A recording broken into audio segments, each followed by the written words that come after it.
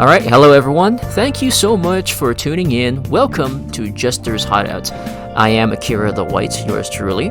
And today I have with me a special guest who will be helping me run this podcast for the foreseeable future, Voltfire. Please go ahead and introduce yourself. Why, hello. I am Voltfire. I have known Akira the White for 7 years now. And we've been friends ever since. Basically high school, right? Yeah. I don't have much else to say. Well, let the topics do the talking, won't we? So, let me go ahead and explain the format of this show to our viewers. The way it's going to work is that every single time we have a new episode, we're going to be discussing 3 topics. We're going to have the first topic be something related to anime, second topic something related to video games, and the third topic can be, well, anything, as long as it's related to life philosophy, which, it may or may not tie in back to the anime and video games, because those topics tend to branch into what we talk about.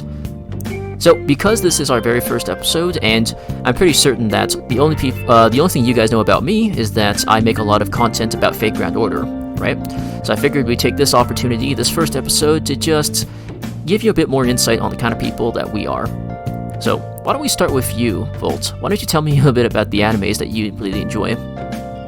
Yes, so one of the animes that I enjoy very much is Re:Zero. And the reason why is because I find it very fascinating just watching the main character starting from zero to something other than zero. In other words, he started off as this nobody that nobody cared about, even during when he was in his real world. If nobody knows, Re:Zero is an isekai world, so he was originally from the real life or the modern world of like where we are right now, to a fantasy world. Back when he was in the real world, he was just a nobody, and even then, when he transported, he was still a nobody. I mean, like back in episode 1, obviously. But as the story progresses,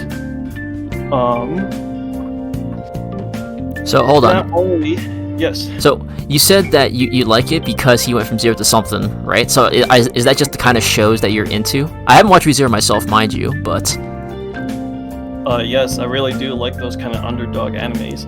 So not only Re:Zero, but we can also use No Game No Life as example, right?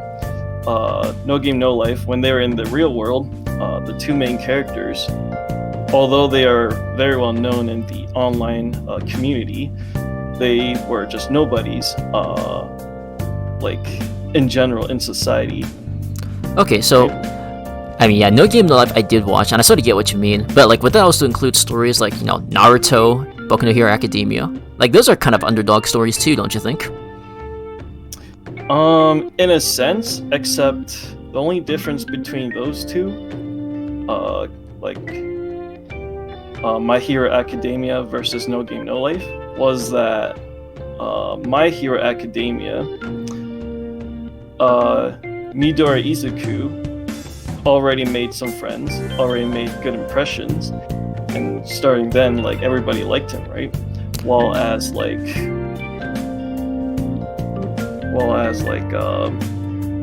back to Re:Zero, for example, when Subaru tried to make any sort of friends, he started off like at the very bottom. Nobody liked him, nobody wanted to talk to him or like want to be part of him or communicate with him, until he tried really hard and like actually made some sort of difference in their lives. Well, and that's when we finally acknowledged him, right? Well, here's the thing, because like we talk about underdog stories, like not in the sense that even in Boku no Hero Academia, that we take Midoriya for example. You say that he has an easy time making first impressions and whatnot, and you know what? Technically that's true, but think about it this way. He was literally told that he could never be a hero, right? Because he has no quirk. So that I don't think at a fundamental level that's any different from something like Re:Zero. It's not so much about the only difference between the two was that Subaru started off with nothing, and he always started with nothing. Are you saying that Deku started with nothing? Yeah. Sorry. That's right, yeah. Midori Izuku, he started off with nothing, but then was given that something that made him more special, or that made a lot of other people acknowledge him, right? Which is his all-for-one power. Well, okay, so basically what you're saying is that for the shows that you're more into, they have to be like characters that literally have nothing, that they cannot be given anything throughout the story. They have to earn everything themselves. Yes, which is very much why I love Code Geass. Hey, hold on. Okay, you say that, but the thing is that Midoriya Izuku got given One for All the same way that Lelouch was given his Geass. So that's a contradiction, isn't it? Not exactly. Totally. to me, that's the exact same thing, because Lelouch, without his Geass, couldn't have done half the things he did. And, I mean, I guess I should explain that for anyone who doesn't know what Code Geass is. So, a Geass is basically, at least specifically Lelouch's Geass. Lelouch is the main character. He has the ability to command anyone to follow his orders, exactly as worded, which is an extremely powerful ability. Yes, but the scenarios are different, you see. Because in My Hero Academia, both the main character and the main villain both started off at the same starting point. While as when it comes to Code Geass, Lelouch had to start from the bottom, fighting a already powerful power, which is the Britannians, right? This is what I mean by underdog stories. Like, this guy who started with nothing is already fighting a big opponent that is like more than his own, so he has to start from scratch and start building something in order to combat that power. Right? Okay, when you say that, okay, I get it. So the stories that you talk about, go ahead. Yeah, and then this is also similar to No Game No Life, right? Like when the two twins were transported to the Discord world, everything was already in a very bad state. Humanity was not doing so well. They were about to lose their Well, like I said, we're not exactly here for story summaries, but yes, but you get the gist of it, right? Yeah. So what you're saying is that it's not the underdog story that you necessarily enjoy. It is the one person struggling against overwhelming odds, which is like a offshoot branch of underdog stories. Yeah, in a sense, you're correct. Yeah. So how about you, though? What kind of stories do you enjoy? I mean, it sort of depends on like the flavor of the year for me. Because when I was much younger, at least during my junior high days, I was more into school life stuff. So anything related to school life, because I felt like that was pretty relatable. And then I guess as I got older, it changed up. And yet you avoid Origaru? I avoid that for a very specific reason that I can't really mention on stream right now. But I suppose we can talk more about that when the opportunity arises. Well, I mean, I watched stuff like School Rumble was like my big favorite back in the day, and then I also watched Haruhi Suzumiya was another big thing for me. But I don't know if you also watched Lucky Stars? Yeah, Lucky Star I did, yeah.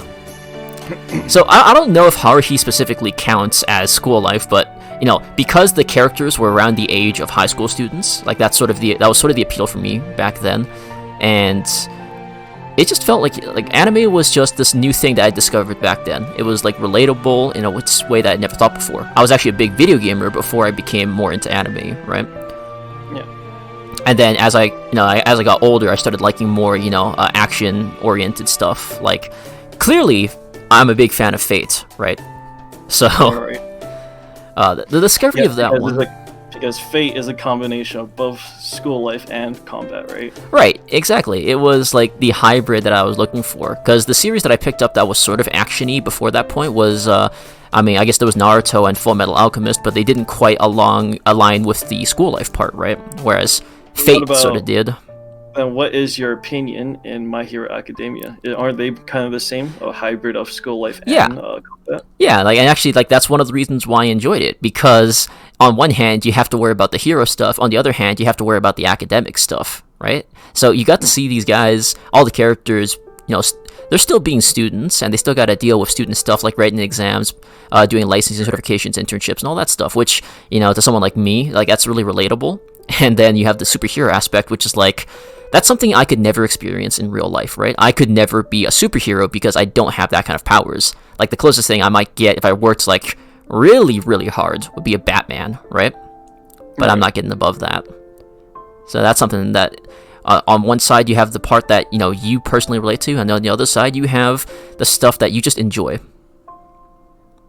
It's probably the easiest way to explain it. Yeah, I get what you mean. And then I do occasionally like the heart-jerking kinds. Like there's Violet Evergarden, if anyone's ever seen that one. Okay. I don't know if you've watched it yourself. I have not, unfortunately. Okay, that one's a bit of a special case though, because Violet Evergarden is like, if you could imagine post World War I Europe in an anime, that's basically what Violet Evergarden is. So this is where like technology is evolving, people are trying to rebuild their lives after the war and whatnot, and the main character is this girl who's like, she was used as a child soldier throughout the war, and now she has to learn how to live a normal life. So those kind of stories get me too. And then you have like those movies like you've heard of, probably I imagine you've heard of either Your Name or Weathering with You, Yes, stuff like that, right? yes, of course. So I mean, those kind of things are like they're no longer my favorites, absolute favorite, but like I still enjoy them quite a bit. Oh, what has replaced your new favorites then?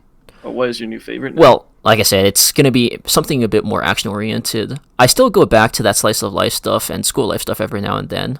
So it's like it's not like I completely abandoned them or anything. It's just that I don't know. Ever since I discovered like the Fate franchise and the various offshoots of it, I haven't found anything that's quite hit the same way. So, you said that you really liked heart-jerking sort of anime, is that correct? Well, I wouldn't say I'm a fan of crying or anything like that, but I do enjoy emotional stories every now and then. Well, then are you also into like school romance? Depends on the type, but yes, I am. Have you ever watched like Toradora or... Oh, that was... Yeah, actually, I did watch that way back when. I hardly remember the story anymore, but I swear that it started off as a romantic comedy and then evolved into, romance. Into actual romance, which is Right. very shocking. I remember back when I first watched it, when I was still in junior high or middle school, right? And when I first watched it, like, I was hoping for the ship to happen, but also at the same time was expecting it to happen, because like most anime nowadays, like especially with Rent a Girlfriend. Oh, that's the one. That's a good one. I like that one. Oh yeah. Like when it comes to Rent a Girlfriend or Nichijou, those two anime, although they are part of the romance genre, they are also taking way too long to finally initiate or like actually start something. The main character, or the main heroine, will always beat around the bush and tease each other for a bit. But at the end of the day, nothing has progressed. Nothing has changed. Everything is the same. The status quo is still the same. Sorry, did you mention the name Nisekoi while you were discussing that? Nisekoi, right? Yeah, okay, so I actually, like, I've not watched that one, but I do distinctly remember that was held up to me once by a friend as prime example of romantic comedy or, like, romance show that goes nowhere and is therefore not entertaining to watch. Not you. Yes, sir. It was someone else, though. Yes, sir. I agree 100% to what you just said. Oh, man. I think back to okay, let's just talk about Rent a Girlfriend really quickly because that's one of my favorite shows of this year. There was Why is it your favorite? Would it be bad if I said that it was quite relatable? The mind of the simp Kazuya is something that I understand quite well. Oh god. Oh man. But no, like in seriousness, that is the reason why. It's like watching the main character here is just like, oh man, this guy reminds me of myself. I was a foolish young kid like that once, you know? And then you look at someone like Chizuru, who is like, at least the main heroine of the show is very realistic for a change. You know, she doesn't really fall into tropes or anything like that. But she's also the type of character that you would not see in real life, I feel.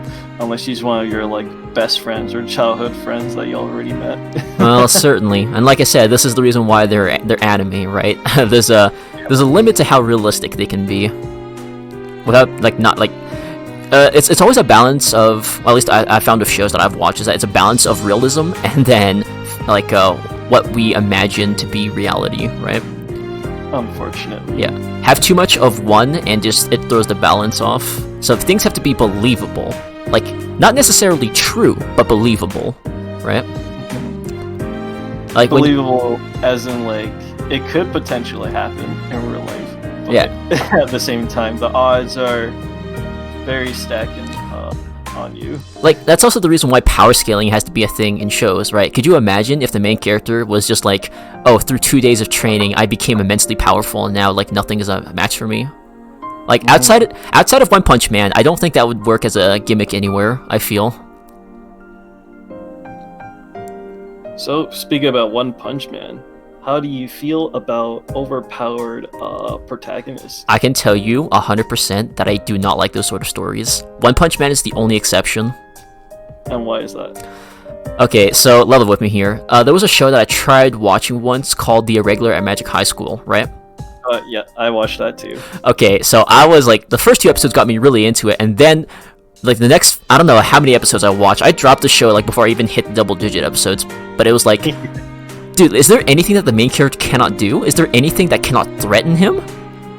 Like, there was no sense of tension at all. It's like, oh, I know that Jesus was his name. I forgot the main character's name. I get what you mean. We'll call him Onisama. It is easier to remember that. Onisama, like the Lord and Savior, there's nothing he can't do. He breaks the laws of magic. There's no opponent that can possibly like fight him. He ignores magic jamming. He breaks all the rules that hold the other characters' power levels down. Like, what? Why is this show a thing? You know, like stuff like this is one of the main reasons why I do not like Sword Art Online.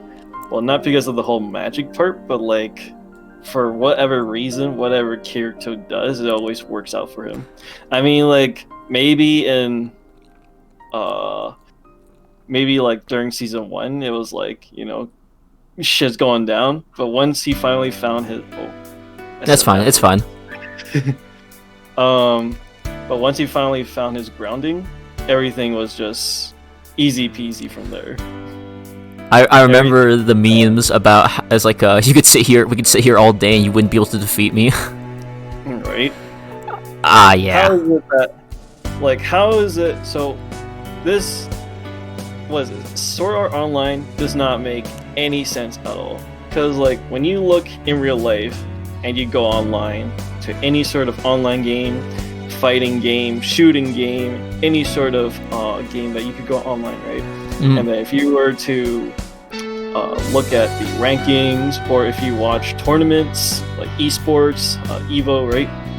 There's always going to be someone better than you, and whoever's on top, they will always have some sort of rival, right? Yeah. There's always multiple good players, good gamers, and yet Sword Art Online, Kirito is the one and only good player out of everybody that was in Sword Art Online, and that's not realistic. Okay. It's impossible. You can't have only one character that could do anything and everything. Exactly. And I finally remembered that guy's name, Tatsuya Shiba. I finally remembered his name. The one true Jesus, Tatsuya. That's what it was. The characters? Okay, see, like, characters like them makes the show boring, and the reason why is because there is no antagonist or antagonistic force that could oppose them. They are the one and only winners. Yeah. Like, if I have to draw like an antithesis comparison, like the best one I can think of is like we look at JoJo's Bizarre Adventure like Battle Tendency, and we look at like Wamu and Joseph Joestar.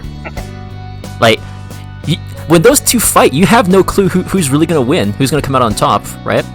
And the fact is that that's the kind of thing that makes a show good. If you know for a fact that the main character cannot be opposed in power, like, why does the show exist, right? Yeah, I love JoJo's Bizarre Adventure, especially part 2, because like I feel like part 2's JoJo, like Joseph Joestar, I feel like he may be like the weakest out of all the JoJos, except he is very smart. He's very tactful when it comes to how he approaches to certain situations. Yeah, I got the feeling, that based on my conversations with you previously, that you tend to like characters who are cunning and scheming. Yes, I do. I do very much, which is also why I like Lelouch as a character as well. It is a shame that this segment is only 20 minutes long, because we actually hit our time limit for that already. Okay, what is our next topic now? Well, I suppose we can continue this another time, but our next topic will be video games that we're into. Like I said, this is our introduction. I think it's no surprise to anyone in the audience, though, that Persona 5 is something that's high on the list for both of us. Yes, I really do love Persona 5. Such a great game. The thing is that... Oh, go ahead. Yes. No, keep going. I was going to ask, is Persona 5 the only Persona game that you've played? The one and only. Okay, but fair. I have watched some videos, and Persona 5 is the only RPG that has caught my attention for obvious reasons. It's flashy, the music is stylish, the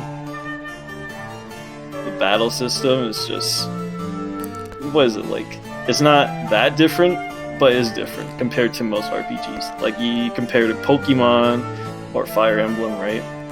But I think it is most similar to Pokemon based on the idea that you strike elemental weaknesses and whatnot. That being said, though, that's the only difference, right? Or I mean, that's the only thing that is the same. Well, in terms of like what, because I think Persona 5 borrowed very heavily from Persona 3's combat system, where you had different kinds of physical damage, different kinds of elemental damage, and stuff like that. Which was like, I don't think Persona 4 had that distinction. I mean, it's been a while since I played Persona 4, so.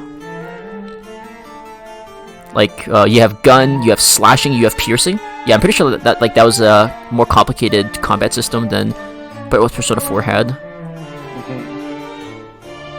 And then if we have to talk about music, well, I mean, certainly, Beneath the Mask was a great song. I feel like once you start playing Persona 5, or even if you were to watch any Persona 5 videos, the music will suck you in. Something about the music just makes you want to stay around and just watch. Actually, the very first time Persona 5's trailer, I remember because I was super hyped for Persona 5.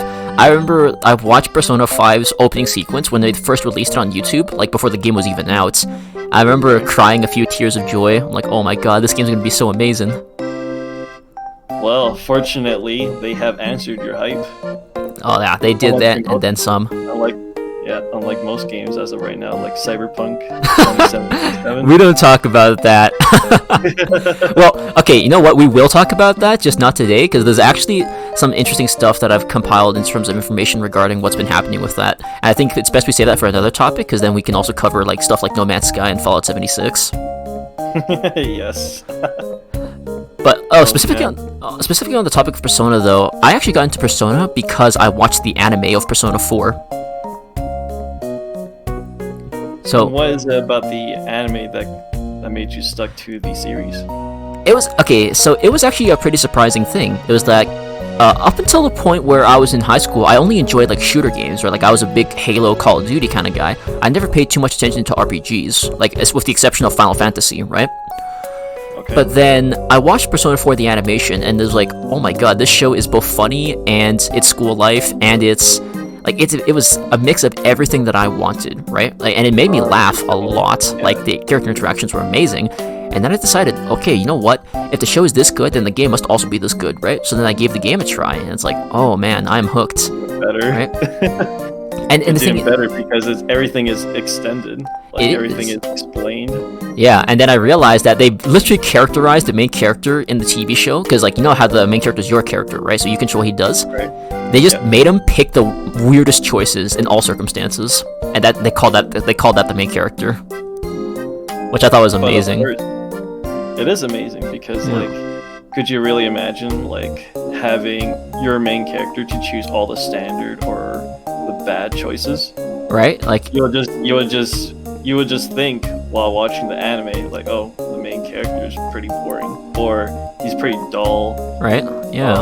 Or he's a bad person because he always chooses all the bad choices. Right, and the thing is that they gave him such a unique personality that he still felt like a different character, like even though he was meant to be the player character. So that like the Persona 4 hero actually appears in many other games, and in those games he has his own like distinct personality. So yeah, they did a really good job with that, and I feel like a lot of that came off the foundation of the Persona 4 anime. I mean, I could keep going on about that, but there's a bit too much to talk about. Like, I would say that Persona is its own separate topic if you wanted to go down that route. Yeah, like I've never noticed that you are really into those kind of like anime. Like, I almost forgot that Persona is in the same kind of category or genre where like they're also in school, but also like have a lot of combat and stuff in there as well. I remember. Very similar to Fate. Yeah, and you have to write exams. I was a diligent student. I hate exams. Okay, I didn't know any better back then, so like it doesn't cross my mind to do this, but I actually like wrote down all the things that the teacher said would be on the tests, and then I wrote the test like without like copying any answers or anything, right? Yeah. And then I realized, why am I being this dumb? I can just look up the answers on Google. Why am I treating this like a real exam when I'm playing a game? Why am I so diligent? Yeah, and yeah, it was a big change for me, like going from like Call of Duty, which was like one of my favorite game series, to Persona and Japanese RPGs. It was not something that I was familiar with. It is safe to assume that it was Persona that has converted you to really liking RPG games and also Japanese games as a whole. Yeah, more or less. I usually don't have patience for RPGs because they take so long, right? Like most Western games don't take very long to finish, right? They're not a big time commitment. So you have tried Pokemon before then, right? Oh, I've actually never played any of the Pokemon games. Then which RPG game have you tried? So, you've ever heard of Final Fantasy X? I wouldn't say that's a Western RPG. Oh, sorry. I meant Japanese RPG. Okay. I'm saying that Japanese RPGs take a long time, whereas like Western games, like shooters, like Call of Duty, like they're like action movies. They're short, they're brief, but you love them. Okay. But what's wrong with Final Fantasy X? The game is so long. All the RPG games. Are you saying the battle's long or the story is long? The story, like, I have never managed to clear a Persona game in under 40 hours before. You know, they're long games, and they require a lot of time commitments. The only thing that's required longer time commitments is visual novels. So wait, like, the reason why you did not like or did not finish Final Fantasy X was because of the story? No. I finished it. I finished the whole story. But I would never play it again. Right? Because it was just so long. I actually, like, my old boss, back when I used to work at, there was a restaurant called Edo Japan that I used to work at. My boss there, he said he logged, like, 300 hours in Final Fantasy X. I'm like, 300? 300. I spent that much time on, like, League of Legends or something. I remembered playing Final Fantasy 15 for maybe close to 100 hours, but at the end of the day, I did not enjoy Final Fantasy 15 as much as I like to. Well, okay, I mean, I didn't get a chance to ask earlier, but what kind of games are you into? That's a good question. I'm into fighting games. I like to play Street Fighter, Blaze Blue. Oh, the technical stuff. Someday into Guilty Gear. I have played For Honor. It was fun for a while, but then once people start finding out like the glitches and the throwing you off cliffs. Yeah, throwing you off cliffs and all the things that makes the game super cheesy, that makes it unfun. Yeah, that's no good.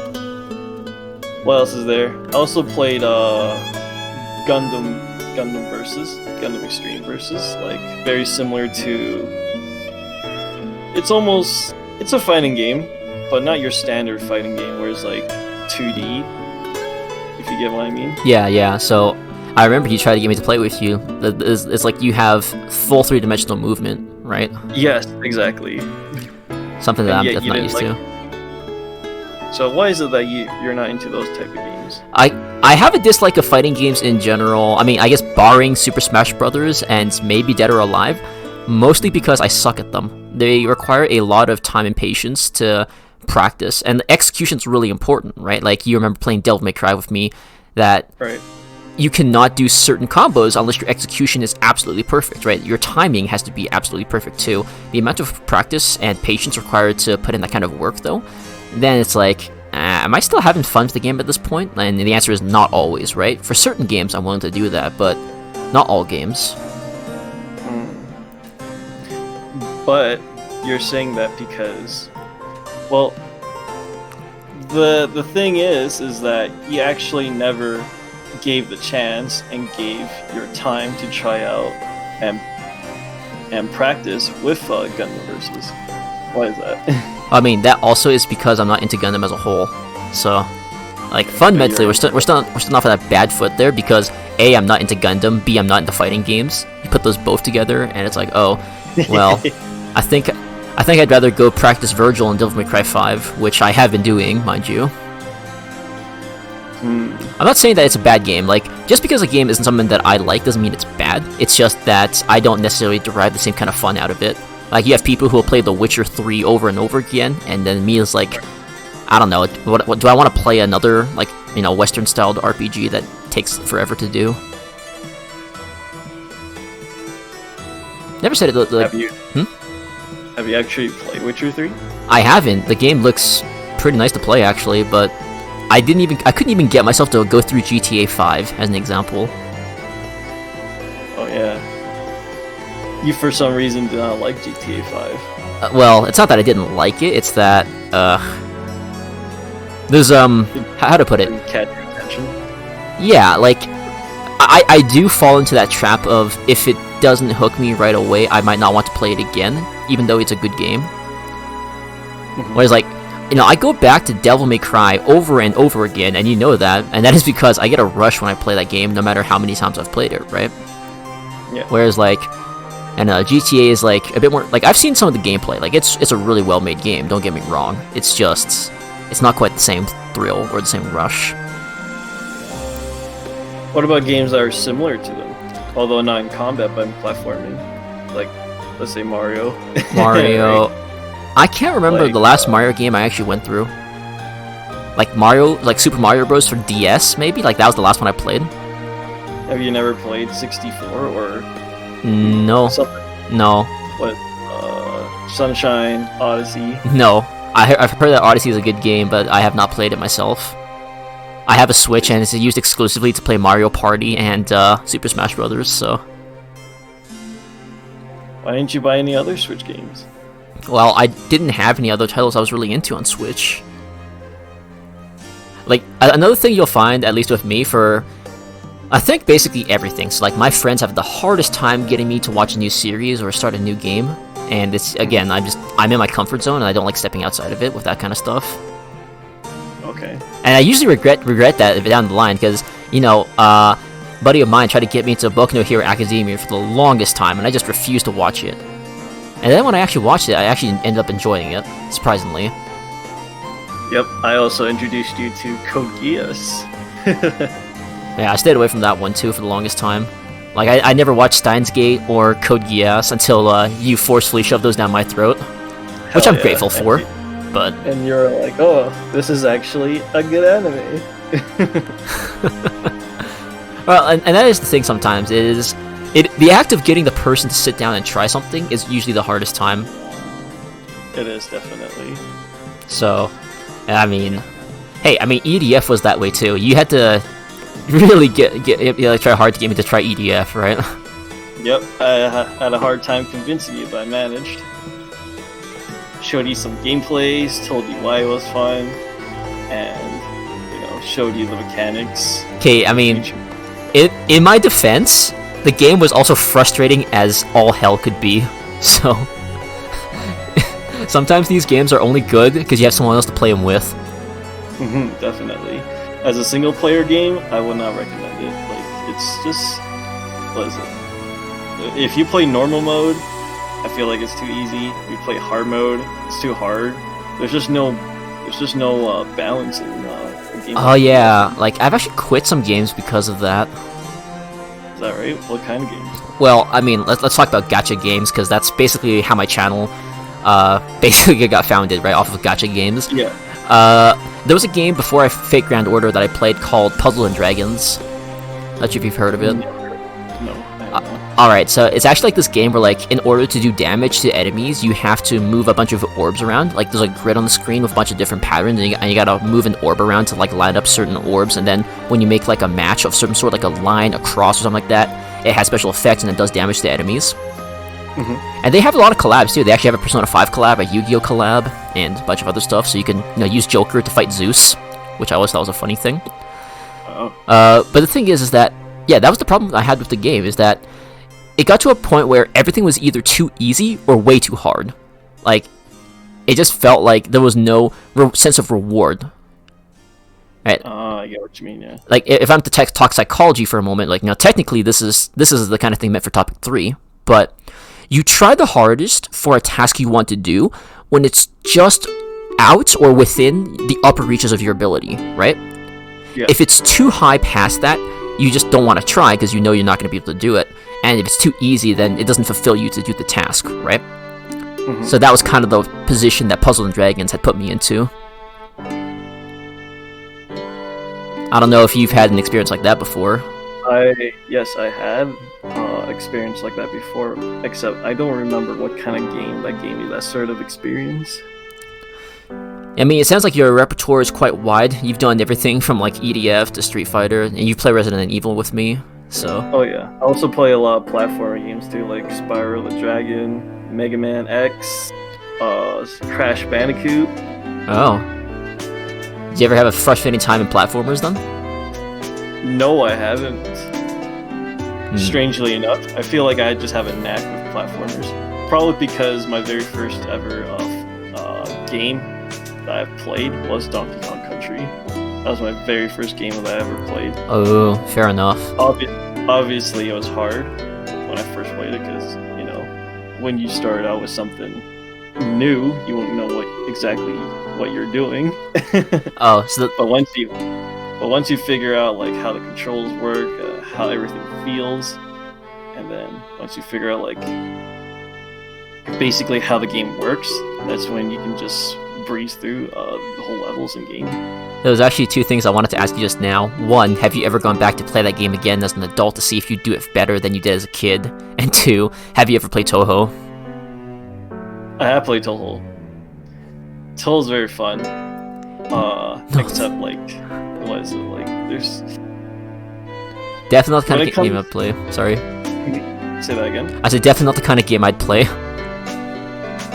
There is a Touhou multiplayer, if you want to try it out. No, I think my eyes would go blind with all the things going on screen. The thing about Touhou is that when I was watching like some of these pro Touhou videos where they were playing like lunatic mode, no hits, no damage, I saw that some of the bosses have like specific patterns. And basically, in order for you to win, you just gotta memorize the patterns. Where you gotta go, your placement, and just keep blasting. Make sure that you remember where the bullets would be, and you're fine. I mean, I guess I sort of sympathize with that, because that's how I had to beat Virgil in DMC5. It was literally get killed over and over again until I memorized everything perfectly. I don't know, like... That's like most enemies with the very predictable AI though, right? But the point being is that like that actually took so long. Like that was tons of effort, which I normally wouldn't give for a game like Touhou, admittedly. Actually, the reason why I brought up the whole Donkey Kong Country thing was because there was this game I played as like a 7 or 8-year-old called Panzer Dragoon Orda. It was a rail shooter where you go on a dragon, you fly around shooting that stuff, right? And you can increase and decrease your speed to like throw off enemies. You can change your attack type to home onto enemies and stuff. But it was a really hard game, and I just never beat it as a kid, right? And I tried going back to it as an adult. I'm like, yo, like with how fast my reactions are now, my experience in gaming, like I'm actually able to beat the levels I couldn't beat before as a little kid. That's why I asked you if you ever went back to play Donkey Kong Country at all. I have, not recently, but when I first played the game, I was only like 5 years old, like still in kindergarten and whatnot. Mm-hmm. And I remembered replaying the game again back in high school, either high school or junior high school, middle school, one of the two. And I was just much faster now, for obvious reasons. Like I memorized where everything is, memorized where the enemies would be, how to defeat them, where the shortcuts are, where the secrets are. You know, like there's just past knowledge that I have that makes the experience a lot more easier. It was like, yeah, okay, I know what you mean, because I had a similar experience with Halo Combat Evolved. I'm not sure if you've ever heard of that game before. No, I have never played any Halo games. So, my dad bought me the very first Xbox when I was like 7 or 8 years old, and then I could not figure out how to beat Halo, right? Like, I was stuck on a part that I could not beat, and then I left that game for like 2 years, and I came back with like a friend, and we did co-op, and we just, we beat the game like hands down, no problem, right? What was the difference besides having an extra hand? The difference was I actually knew how to like do combat now. Like I wasn't. Have you ever seen those people in like shooting games where like in multiplayer they just run around like bots because they don't understand how the controls work. They don't understand the best strategy for efficient movement and like killing enemies fast. Yeah, basically like most kids in Fortnite. Yeah, exactly. You know exactly what I'm talking about.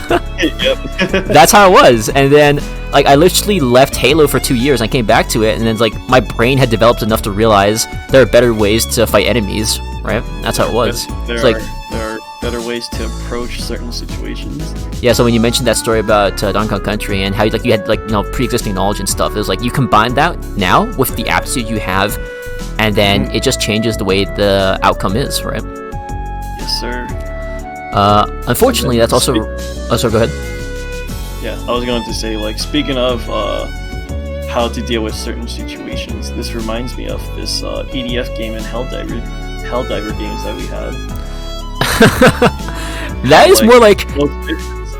Most missions are very difficult if you just do the run straight and shoot strategy.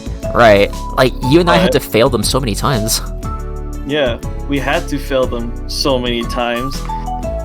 Gather information, and start like brainstorming on how to approach and defeat these sort of like scenarios, right? Okay, specifically to the audience about what Helldivers is, if you've never seen this game before, is a top-down sort of like it's a shooting game kind of, but like you control like a character on like a tabletop and you can see enemies all around you, and you go on various missions for like an organization, and if you get spotted by enemies, they signal an alarm, and then all of a sudden a bunch of tough enemies come out of nowhere, and you know you're just 2 or 3 people against like an entire army. Yeah, game is very similar to Alien Swarm, except I feel like Helldivers is just a slightly in a higher difficulty what is it, spike. Yeah, absolutely. Like you remember that time where like we were on that bug planet and we just could not get the mission done no matter what because we kept tripping alarms, and then we had to completely overhaul our strategy. It's like you watch this sector, I watch this sector. We choose like I only get to reload after you say I'm okay to reload, and if I reload you have to cover my section, if you reload I have to cover your section and everything. Yeah. The way how we approached that specific mission was very tactful. Which is like we tried a lot of different strategies. We tried, first of all, when we first started off the mission, we just played it out, hoping that we could complete it without doing anything special. Mm-hmm. That failed. We tried to go loud. That failed. We tried to go fast by bringing us like a motorcycle or like not bringing any heavy arm weapons and whatnot. Mm-hmm. That also failed. And then, after many failures later, we have came to the conclusion that it is best if we just play more reservative. Yeah, and that's the thing. It's that whole conversation I had about the upper limits of your abilities. Like, we could tell that the mission was like completely within our capability to do. And that's why we kept trying, no matter how many times we died. Part of me wishes, like, I still wish that we had like another person to do those kind of missions with, because the more minds the better, right? My mind can only think of so many solutions to problems because of the way that like I've solved problems before, right? Yes. So actually, this would be a good time to transition to another topic then, because we actually went like a few minutes over time. Okay. Well, more than a few minutes over time, but since it's our last topic, I wanted to make something interesting. So we talked about Persona 5 and the Phantom Thieves, right? And we talked about how everyone admires them, and you and I mentioned how it'd be cool if we could actually be Phantom Thieves at one point. So I'm gonna stick this on to you right now. For those of you who don't know Persona 5, don't know what Phantom Thieves are, in Persona 5, you play as a group of high school students who are called the Phantom Thieves, and they have the ability to go into basically the collective unconsciousness of mankind, called mementos, and by performing actions on the versions of people that exist within there, they can change who they are in the real world, like change their like emotions and feelings and stuff, right? So they use it to basically punish people who are bad and harm society, right? So it's a very powerful power. Like basically someone could have their whole personality change without even knowing it, kind of thing. So the question I'm going to pose to you then, Volt, is do you think people should be allowed to have this power in our world? Definitely not. And No? The reason why is because are you saying like can anybody have this power? Or Yeah, because basically basically anyone, because as far as Persona 5 is concerned, all the characters that got the power to do this were just random high school students, right? Right. So, like, we had a discussion before where you said that it would be nice if we had that power and we could correct some of the wrongs in this world, right? You still stand by that? Only because I believe in myself that I won't do something bad with this sort of power. But if this power were to be available to everybody, then I would say no, because if everyone can just change people's feelings however they want, whenever they want, and wherever they want, then what is it like? You're basically just a slave to this world. Wherever you are, there is no comfort zone. There is no safe zone that you could be, because wherever you are, wherever you go, you will still be affected by it, because this other person, whoever's targeting you, could potentially attack your feelings or your brain. Like you won't be able to control whoever's attacking you, right? And that's part of the reason why I wanted to bring it up, because the power is only amazing because it is in the hands of a small group of people, right? Yeah. So generally, I have a very strong dislike of the idea that power should be concentrated in the hands of the few, right? Because equality is good, in my opinion, at least for that kind of stuff.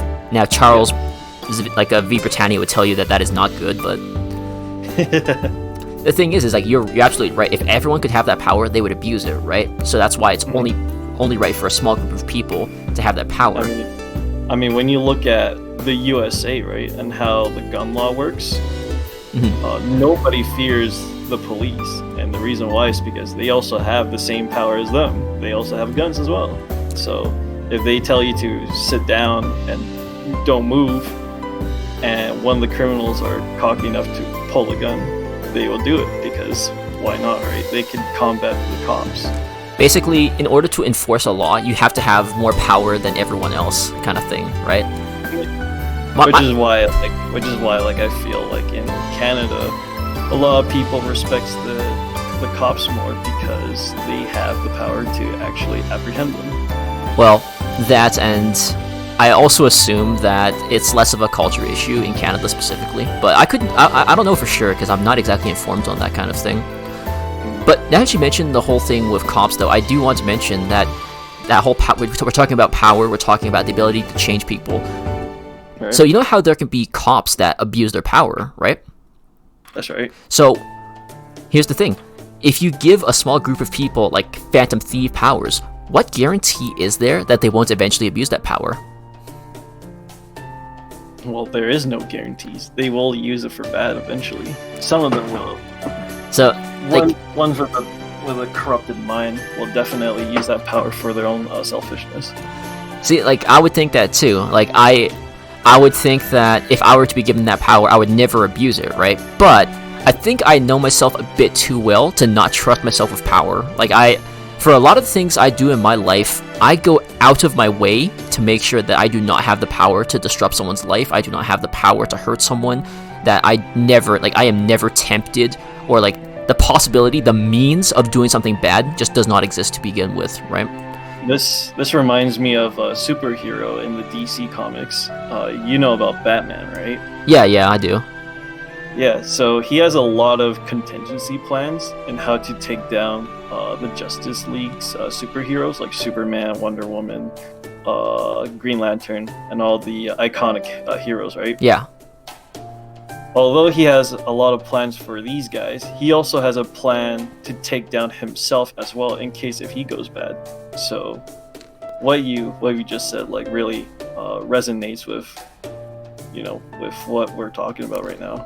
Yeah, like the thing that I am scared of is that if I am given power, it will change me. Like there was a quote that's misattributed to Abraham Lincoln. I don't know who actually said it because I didn't look into it, but the quote goes something along the lines of, "Any man can stand adversity, but if you want to test that man's character, give him power." Right? Mm-hmm. And I mean, that's why we have good cops and bad cops, right? Like the reason why we have bad cops is because I think they were probably like too drunk from their power. They feel like they could just do anything and everything with that sort of authority. Just showing their badge is good enough for other people to fear them. Well, it's kind of like how Kamoshida was in Persona 5, right? So for those of you who don't know, Kamoshida is he's like this arrogant volleyball coach in Persona 5. He's like a former Olympic gold medalist, so he gets really cocky because of that. And you remember all the bad things he did, right? Especially to students. Oh yeah, definitely. The reason why he was able to use that power is because of his prestige, his history. Right, and then, but the thing is that it wasn't just power, though. It was also the way he viewed people, right? He viewed himself as a king and other people as his subjects, or like, I guess more accurately, servants or slaves, right? Yeah. So, if I were to be given, like, I once told someone that if I were handed all 6 Infinity Stones and the gauntlets, I would actually just snap the entire universe out of existence because I don't think it deserves to exist. I was half joking, half not joking when I said that. Why do you think that way? Well, despite all the beauty there is in the world, there's an equal amount of ugliness to it, whereas nothingness is just very pure. I must sound like Xemnas from Kingdom Hearts right now, but no, like, just when I look at the state of people, like the nature of people, like I've always complained to you about how, like, oh, like, girls aren't loyal, or girls aren't this, girls aren't that, right? But the thing is that you could take the word girl out of that, replace that with man, and it would hold true all the same, because it is a people problem and not a, one gender problem, right? Humanity as itself has a lot of ugliness within it, and sometimes, like, all you need to do to lose faith in humanity is to go to the comment section of any YouTube video and just look for, like, go to a COVID vaccine video and look at the comments. That will make you lose your faith in humanity so fast. There's just a lot of dislikes on those type of videos as well. Right? And when I see that, it's like, if you gave me the power to just erase these people at will, like, man, there's gonna be a lot of dead people if that happens, right? Like, that's the whole, like, premise of Death Note, right? I've never watched Death Note before, but, like, wasn't, like, the main character, like, he was revered as a hero because he was killing criminals that other people couldn't touch, right? But at the same time, like, eventually he started to not only do that, he started to kill off other people that got in his way, right? Yep, that power corrupted his mind and made him forgotten. Well, I wouldn't say forgotten. I guess he was like, he stick to his roots. Like, he was still killing criminals. It was just that he became too drunk from his power to the point where, like, he wasn't himself anymore back in episode 1, right? And yeah, like that's ultimately what I'm really afraid would happen if anyone was given power like that, which is why if you're given that kind of power, the greatest exercise of that power you can have is to let it go. I don't know. Like, of course... That's hard. I mean, you even see like the new presidential election, right? Like... Oh, I mean, that's true. I guess... If I were in a situation where that power conferred to me a lot of benefits, it would be hard to give up. Like, I remember thinking back to Persona 5, where there was that one time Ryuji and the gang they were eating in the restaurant, like the sushi restaurant, right? And the only reason they had the money to afford that high-class, like, sushi bar was because they were Phantom Thieves, right? Like, could you imagine wanting to give up all the perks of having your powers, kind of thing? It'd be hard. You won't want to because of how many stuff that you could gain with this power. I think the only person who might like give it up very willingly might be Spider-Man. As far as I agree, but I would like to hear your thoughts on that. Why did you say that? As far as I know, to Spider-Man, his burden of having that power has been equal to the gain he's had, right? Because it's become his responsibility to help. Wait, like where is he? Is he in New York? Like Brooklyn? Yeah, New York. Yeah. Yeah, like it is like his responsibility, right? Not Brooklyn. I think it's Manhattan. Okay, I don't know where it is because I'm not familiar with American geography, but like he has a responsibility now to protect the city because of the power he has, right? And it's just sort of like, if I have to draw the example from Megamind, like I'm not sure if you've ever seen that movie before. I have not. Okay. Or I have not, but I know a little bit of the story, I think. Basically, the superhero in that movie at one point said is like, I never thought about doing anything differently from this. I didn't expect this to be like a lifetime gig kind of thing, right? And it's like he never considered living life differently. And it's like if you have that kind of power and you eventually take up the mantle of being like a protector, like you're sort of just locked into that, right? Which is why I figured like there was actually an episode of Spider-Man, I forget which episode, where Spider-Man said that he would actually give up his powers because the responsibilities that came with that power were really great along with the powers, right? Mm-hmm. So like it requires a kind of person. Like basically the power has to like not exclusively benefit you in order for you to be willing to surrender it, kind of thing. Okay.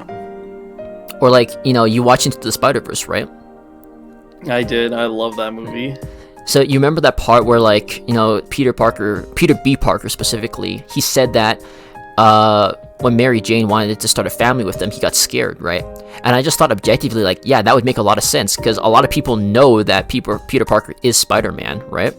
So if any villain ever figured out his true identity, then they could just threaten his family. They could just go straight to Mary Jane and already he will be at checkmate. I mean, that's basically what Spider-Man 3 and Spider-Man 2 was, right? Yeah. So, yeah. Whereas, I mean, like, or like you to go full round circle back to the Phantom Thieves, right?